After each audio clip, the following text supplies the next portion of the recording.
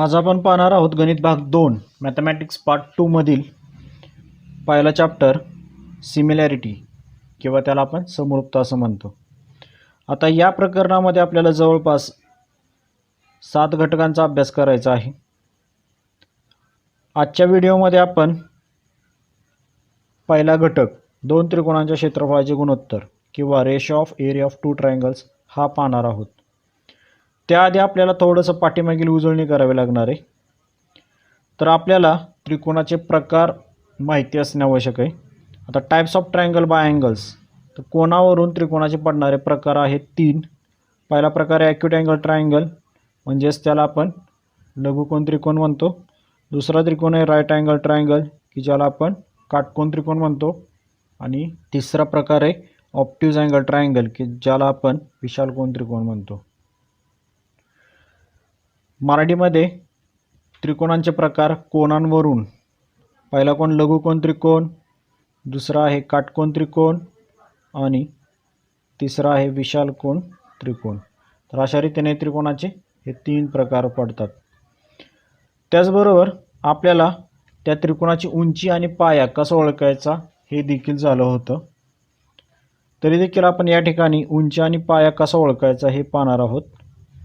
तर लक्षात ठेवा, हे वाक्य काय सांगण्यात आलेले बघा, शिरोबिंदूतून सुरू होऊन समोरील बाजूवर लंब होणारा रेषाखंड म्हणजे त्या त्रिकोणाची उंची, आणि ज्या बाजूवर तो रेषाखंड लंब होतो त्याला आपण पाया असं म्हणतो। आता एका त्रिकोणामध्ये आपण उंची आणि पाया कुठे असतो हे चेक करूयात। या ठिकाणी मी तुम्हाला ABC हा त्रिकोण दिला आहे। आता ए या शिरोबिंदूतून सुरू होऊन BC या बाजूवरती एक रेषाखंड काय झालेला आहे, लंब झालेला आहे। म्हणून या ठिकाणी AD ही काय झाली त्याची उंची आणि BC हा काय झाला त्याचा पाया। आता हा त्रिकोण लघुकोन त्रिकोण असल्यामुळे या त्रिकोणाची उंची आतमध्ये असते, त्यामुळे लघुकोन त्रिकोणाची उंची त्रिकोणाच्या आतमध्ये असते। हे झालं लघुकोनाच्या बाबतीत। आता काटकोन त्रिकोणाचं पाहूयात। आपल्याला माहिती आहे काटकोन त्रिकोणाच्या 2 बाजू एकमेकांना लंब असतात, त्यामुळे काटकोन त्रिकोणाच्या बाजूच एक उंची असते आणि एक पाया असतो। या ठिकाणी बघा QR किंवा RQ ही त्या त्रिकोणाची उंची आणि PQ हा त्या त्रिकोणाचा काय झाला, पाया झाला। आणि काटकोन त्रिकोणाची उंची ही त्रिकोणावरतीच असते, RQ ही त्रिकोणावरतीच आलेली आहे। तिसरा प्रकार आहे विशालकोन त्रिकोण। यामध्ये बघा या त्रिकोणाची उंची बाहेरच्या बाजूला असते आणि पाया BM या बाजूवरती AD ही उंची काय झालेली आहे, लंब। मात्र या त्रिकोणामध्ये लक्षात ठेवा पाया आपल्याला फक्त BM पर्यंतच घ्यायचा आहे, BD पर्यंत आपण पाया घेऊ शकत नाही, कारण आपला त्रिकोण BMA या पद्धतीचा आहे। ठीक आहे, त्यामुळे लक्षात ठेवायचं आपल्याला की विशालकोन त्रिकोणाची उंची ही बाहेरील बाजूस असते किंवा बाहेर असते। ओके, सो अशा रीतीने आपण उंची आणि पायाबद्दल माहिती घेतलेली आहे। पुढे आपल्याला कुठल्याही त्रिकोणाचं क्षेत्रफळ काढायचं असेल तर आपण या सूत्राच्या आधारे त्याचं क्षेत्रफळ काढत असतो। तर सूत्र कोणतं आहे पहा, area of triangle is equal to 1/2 base into height, म्हणजे त्रिकोणाचे क्षेत्रफळ बरोबर 1/2 पाया गुणिले उंची। हे सूत्र आपल्याला ऑलरेडी झालेलं आहे। आता समजा PQR हा त्रिकोण असेल। आता या त्रिकोणाची उंची PS आणि पाया काय आहे, QR, बरोबर। आता उंची आणि पाया वापरून आपण त्रिकोण PQRचं क्षेत्रफळ काढायचं सूत्र बघूयात। तर एरिया ऑफ त्रिकोण PQR बरोबर 1/2 पाया हा QR आहे आणि उंची काय आहे PS, म्हणून 1/2 गुणिले QR गुणिले PS अशा रीतीने एरिया ऑफ त्रिकोण PQR आपण काढू शकतो। ठीक आहे, तर अशा रीतीने या आपल्या बेसिक गोष्टी ऑलरेडी आपल्याला झालेल्या आहेत। आता याच आधारे आपण या प्रकरणातील पहिला पॉईंट शिकणार आहोत, दोन त्रिकोणांच्या क्षेत्रफळाचे गुणोत्तर, म्हणजेच त्याला आपण ratio of area of two triangles म्हणणार आहोत। याआधी आपण एका त्रिकोणाचं क्षेत्रफळ कसं काढायचं हे त्या सूत्राच्या आधारे आपण बघितलं आहे। आता तेच सूत्र वापरून आपण दोन त्रिकोणांच्या क्षेत्रफळाचं गुणोत्तर कसं काढायचं ते पाहणार आहोत। आता दोन त्रिकोणाच्या क्षेत्रफळाचे गुणोत्तर काढताना किंवा ratio of area of two triangles या घटकाचा अभ्यास करताना आपल्याला 3 गोष्टींचा अभ्यास करायचा आहे. त्या म्हणजे ratio of area of two triangles is equal to the ratio of product of their base and corresponding height. हा पहिला पॉईंट खूप महत्त्वपूर्ण आहे.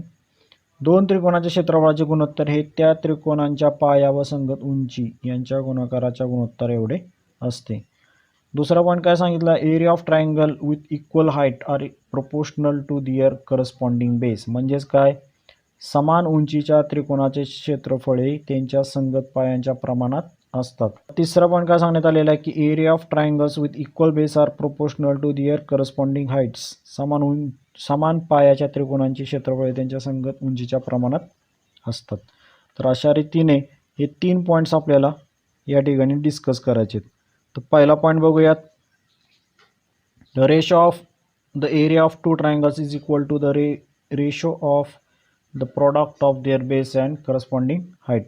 दोन त्रिकोणाच्या क्षेत्रफळाचे गुणोत्तर हे त्या त्रिकोणांच्या पाया व संगत उंची यांच्या गुणाकाराच्या गुणोत्तर एवढे असते. दोन त्रिकोण घेऊयात आपण या ठिकाणी, ABC आणि PQR हे दोन त्रिकोण आहेत.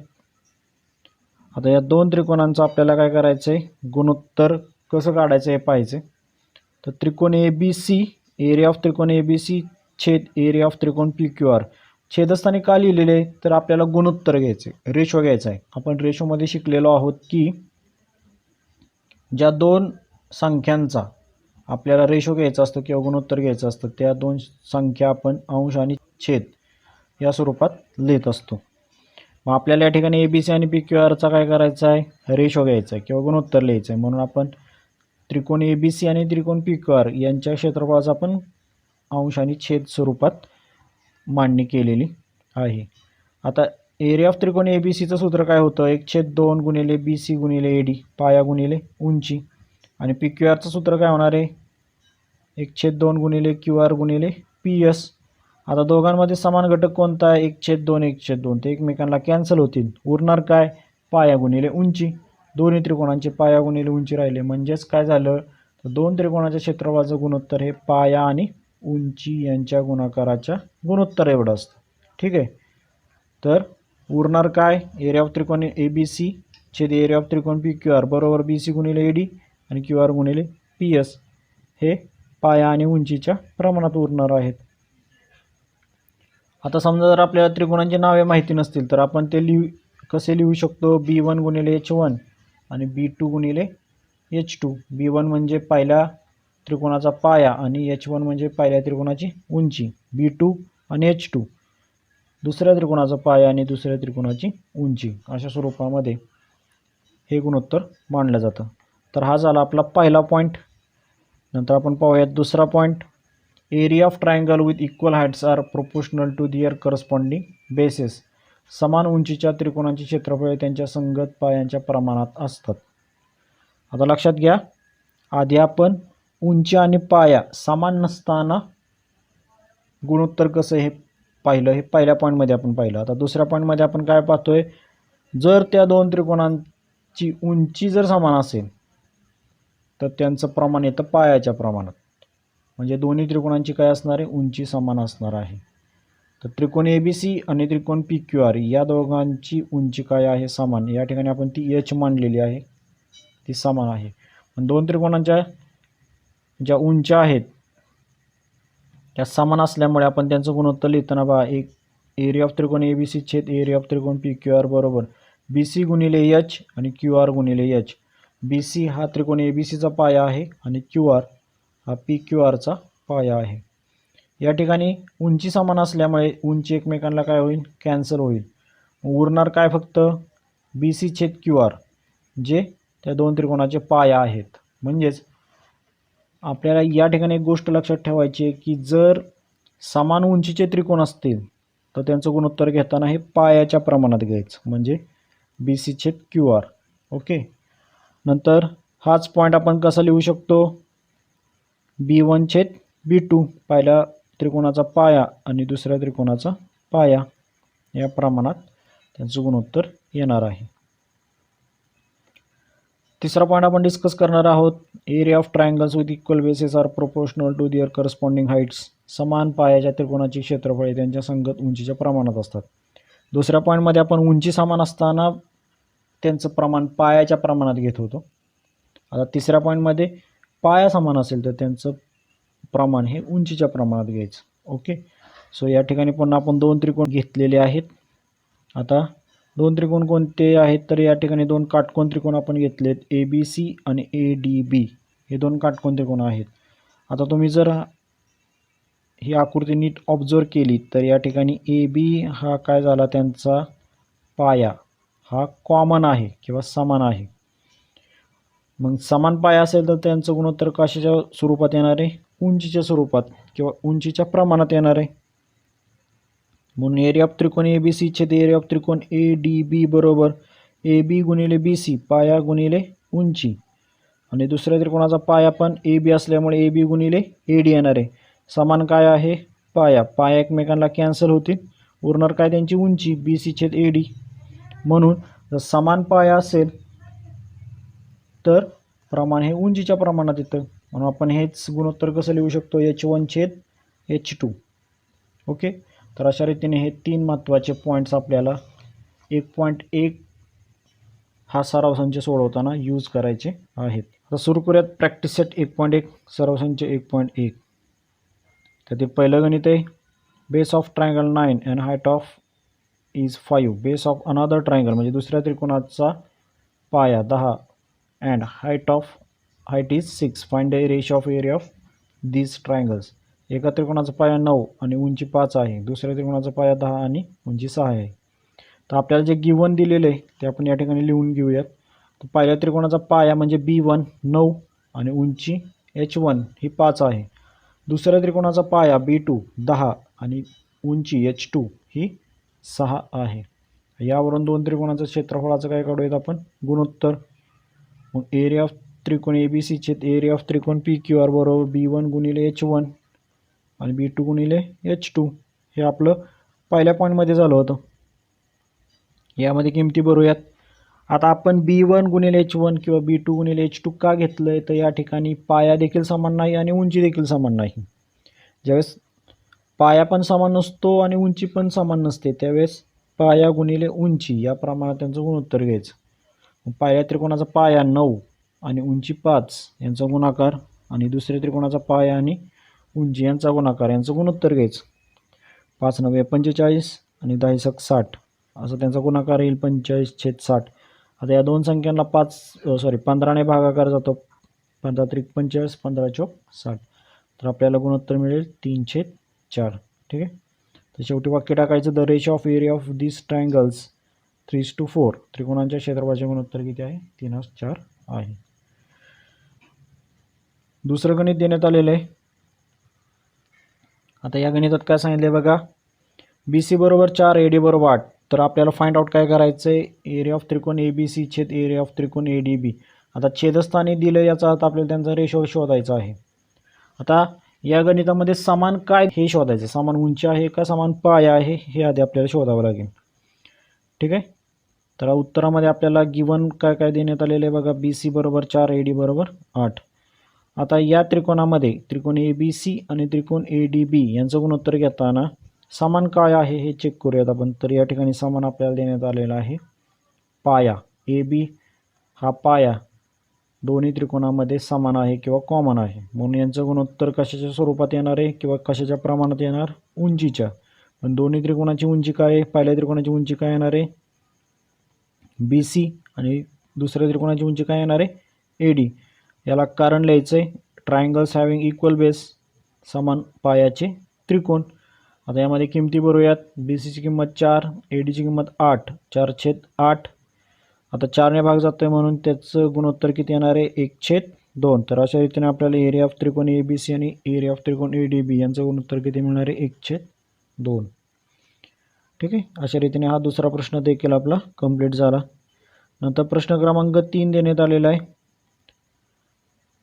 In adjoining figure segment PS perpendicular segment RQ, segment QT perpendicular segment PR. If RQ is equal to 6, PS is equal to 6 and PR is equal to 12, then find out QT. म्हणजे आपल्याला शेजारील आकृतीच्या माहितीवरून काय करायचं, QTची किंमत शोधायची. आता या ठिकाणी आपल्याला एक विशाल कोन त्रिकोण देण्यात आलेला आहे.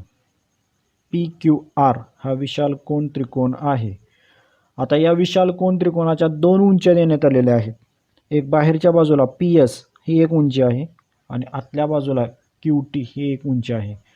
मग आता हा प्रश्न सोडवताना आपण काय करणार आहोत, त्रिकोणाचं क्षेत्रफळ काढायचं जे सूत्र आहे ते आपण या ठिकाणी वापरणार आहोत. फक्त ते 2 वेळा वापरणार आहोत. ठीक आहे. मग आता गिवनमध्ये काय देण्यात आलेलं आहे, सुरुवातीला RQ 6, PS 6 आणि PR बरोबर 12. इन त्रिकोण PQR किंवा त्रिकोण PQR मध्ये सुरुवातीला आपण काय करतोय, एरिया ऑफ त्रिकोण PQR काढायचं आपण सूत्र लिहितोय. आता या सूत्रामध्ये आपण सुरुवातीला काय केलं आहे, QR हा पाया वापरला आहे आणि PS ही उंची वापरली. ओके, म्हणून आपल्याला पहिलं सूत्र मिळालं त्याचं 1/2 गुणिले QR गुणिले PS. तसंच आपल्याला दुसरी उंची आणि दुसरा पाया देखील देण्यात आलेला आहे. म्हणून दुसरं सूत्र काय तयार होतं, एरिया ऑफ त्रिकोण PQRचंच 1/2 गुणिले PR हा त्याचा पाया आहे आणि QT ही त्याची काय आहे, उंची आहे. तर त्रिकोण PQRचं क्षेत्रफळ काढण्यासाठी आपण 2 सूत्र तयार करून घेतली. आता या 2 विधानांमध्ये किंवा 2 समीकरणांमध्ये डावी बाजू समान आहे, म्हणून त्यांची उजवी बाजू पण काय होते, समान होते. म्हणून 1/2 गुणिले PR गुणिले QT बरोबर 1/2 गुणिले QR गुणिले PS. कशावरून, फ्रॉम 1 and 2, 1 व 2 वरून. आता लक्षात घ्या, दोन्ही बाजूंचं 1/2 काय होतील, कॅन्सल होईल. म्हणून पुढची स्टेप काय येणार आहे आपली, PR गुणिले QT बरोबर QR गुणिले PS. हे समीकरण आपल्याला मिळणार आहे. आता याच्यामध्ये आपण किमती भरूयात. 12 गुणिले QT बरोबर 6 गुणिले 6. आपण दिलेल्या किमती या ठिकाणी भरलेल्या आहेत. आता 6 गुणिले 6 36 येतील आणि गुणाकार 12 तिकडे जाऊन काय होते, भागाकार. म्हणून QT बरोबर 36/12. 12 त्रिक 36 म्हणून QT बरोबर किती मिळणार आहे आपल्याला, 3. तर अशा रीतीने हे तिसरं गणित आपलं सोडवून झालेलं आहे. नंतर चौथं गणित पाहूयात. In adjoining figure AP perpendicular BC, AD parallel BC, then find area of त्रिकोण ABC is to area of त्रिकोण BCD. शेजारील आकृतीवरून आपल्याला एरिया ऑफ त्रिकोण ABC आणि एरिया ऑफ त्रिकोण BCD यांचं गुणोत्तर शोधायचं. आता या त्रिकोणामध्ये किंवा या आकृतीमध्ये आपल्याला थोडासा बदल करायचा आहे. DQ हे आपल्याला कन्स्ट्रक्शन करून घ्यायचं आहे. म्हणून उत्तरामध्ये construction, draw DQ perpendicular BC, रचना DQ लंब BC काढला. ठीक आहे. तर अशा रीतीने आपण रचना करून घेणार आहोत. DQ लंब काय काढलेला आहे आपण, BC काढलेला आहे, जेणेकरून आपल्याला त्रिकोण BCDची काय मिळणार आहे, उंची मिळणार आहे. आता आपल्याला AD समांतर BC दिलेला आहे, गिवन आहे, हे प्रश्नात आपल्याला दिलेलं आहे. आता 2 समांतर रेषा देण्यात आलेल्या आहेत, AD आणि BC. त्यामुळे काय झालं, AP बरोबर DQ विधान क्रमांक 1 मिळालं. आता AP बरोबर DQ हे एकसारखे का आहेत किंवा एक समान का आहेत, तर AP आणि DQ या उंच्या आहेत आणि या 2 उंच्या समांतर रेषांमध्ये स्थित आहेत. आपण रिझन काय लिहिणार, त्याचं perpendicular distance between 2 parallel lines is the same. 2 समांतर रेषातील अंतर हे समान असतं. तर AP आणि DQ हे 2 समांतर रेषेतील अंतर हे कायम काय असणार आहे, समान असणार आहे. मग आपल्याला हे पहिलं विधान मिळणार आहे. आता आपण 2 त्रिकोण बघूयात, एरिया ऑफ त्रिकोण ABC आणि एरिया ऑफ त्रिकोण BCD. आता या 2 त्रिकोणामध्ये बेस समान आहे BC. पहा, त्रिकोण ABC या त्रिकोणाचा पाया आहे BC आणि दुसरा त्रिकोण आहे BCD, याही त्रिकोणाचा पाया आहे BC. तर 2 त्रिकोणाचा कॉमन पाया BC असल्यामुळे त्यांचं गुणोत्तर आपण कशाच्या स्वरूपात लिहिणार किंवा कशाच्या प्रमाणात लिहिणार, उंचीच्या प्रमाणात लिहिणार. म्हणून आपलं पुढची स्टेप काय येणार, एरिया ऑफ त्रिकोण ABC छेद एरिया ऑफ त्रिकोण BCD बरोबर AP छेद DQ. Triangle having equal base, समान पायाचे त्रिकोण. पाया BC हा समान असल्यामुळे AP छेद DQ ही आपल्याला उंची घ्यावी लागणार आहे. पण विधान 1 मध्ये आपण काय पाहिलंय, फ्रॉम 1 ए पी छेद ए पी का आला आहे, तर डी क्यू म्हणजेच ए पी हे विधान 1 मध्ये देण्यात आलेले आहे. बरोबर. आपण काय केलं, छेदस्थानचे डी क्यू ऐवजी काय लिहिलेले आहेत, ए पी लिहिलेले आहेत. आता ए पी एक ए पी म्हणून एरिया ऑफ त्रिकोण ए बी सी छेद एरिया ऑफ त्रिकोण बी सी डी बरोबर किती येणार, 1/1. म्हणून एरिया ऑफ त्रिकोण ए बी सी आणि एरिया ऑफ त्रिकोण बी सी डी यांचं गुणोत्तर किती येणार, 1:1. ओके. तर अशा रीतीने आपला हा चौथा प्रश्न कंप्लीट झालेला आहे. पुढचा प्रश्न देण्यात आलेला आहे. In adjoining figure P Q perpendicular B C A D perpendicular B C then find following ratios. तर शेजारील आकृतीवरून आपल्याला एक 4 रेशो शोधायचे आहेत. आता प्रत्येक रेशोमध्ये आपल्याला 2 त्रिकोण देण्यात आलेले आहेत. आपल्याला फक्त काय करायचं आहे, हा प्रश्न अत्यंत सोपा आहे. फक्त या आकृतीतील त्रिकोणांचं नीटनेटकं काय करायचं, ऑब्झर्वेशन करायचं. आता उत्तरामध्ये आपण पहिला रेशो शोधतोय, एरिया ऑफ त्रिकोण पी क्यू बी छेद एरिया ऑफ त्रिकोण पी बी सी. आता या 2 त्रिकोणामध्ये बघा, इन त्रिकोण पी क्यू बी अँड त्रिकोण P B C have same height P Q. त्या 2 त्रिकोणांची उंची समान आहे पी क्यू. बरोबर. मग जर उंची समान असेल, त्रिकोण पी क्यू बी आणि त्रिकोण पी बी सी हे समान उंची पी क्यू असलेले त्रिकोण आहेत. म्हणून त्यांचं गुणोत्तर काय येणार आहे बघा, एरिया ऑफ त्रिकोण पी क्यू बी छेद एरिया ऑफ त्रिकोण पी बी सी बरोबर बी क्यू छेद बी सी. समान उंची असेल तर त्यांचं गुणोत्तर हे पायाच्या स्वरूपात घ्यायचं. म्हणून पी क्यू बीचा पाया आहे बी क्यू आणि पी बी सीचा पाया आहे बी सी. तर अशा रीतीने आपल्याला पहिलं गुणोत्तर मिळणार आहे. नंतर दुसरं गुणोत्तर, एरिया ऑफ त्रिकोण पी बी सी हा लघुकोन त्रिकोण आहे आणि ए बी सी हा मोठा त्रिकोण आहे, तोही लघुकोन त्रिकोण आहे. आता P B C and A B C having same base B C, त्या दोन्ही त्रिकोणांचा पाया बेस सेम आहे. बी सी हा पाया सेम आहे. का सेम आहे, तर त्यांची उंची पी क्यू आणि ए डी या वेगवेगळ्या आहेत. बरोबर. आता बी सी समान असल्यामुळे आपण त्यांचा गुणोत्तर काय लिहिणार आहे, एरिया ऑफ त्रिकोण पी बी सी छेद एरिया ऑफ त्रिकोण ए बी सी बरोबर पी क्यू छेद ए डी. कारण काय लिहिणार, ट्रायंगल हॅव्हिंग इक्वल बेस, समान पायाचे त्रिकोण. ठीक आहे. तर आता तिसरं गुणोत्तर काढूयात आपण, एरिया ऑफ त्रिकोण ए बी सी छेद एरिया ऑफ त्रिकोण ए डी सी. आता एरिया ऑफ त्रिकोण ए बी सी आणि एरिया ऑफ त्रिकोण ए डी सी जर आपण नीट ऑब्झर्व केले तर त्यांची हाईट सेम आहे ए डी. आता ए डी हाईट समान असल्यामुळे त्यांचं गुणोत्तर येणार आहे त्यांच्या पायाच्या प्रमाणात. म्हणून एरिया ऑफ त्रिकोण ए बी सी छेद एरिया ऑफ त्रिकोण ए डी सी बरोबर बी सी छेद डी सी. बी सी हा पाया आहे ए बी सीचा आणि डी सी हा ए डी सीचा पाया आहे. कारण काय लिहिणार आपण, ट्रायंगल हॅव्हिंग इक्वल हाईट, समान उंचीचे त्रिकोण. तर अशा रीतीने आपलं तिसरं गुणोत्तर मिळालेलं आहे. नंतर चौथा पॉईंट आहे,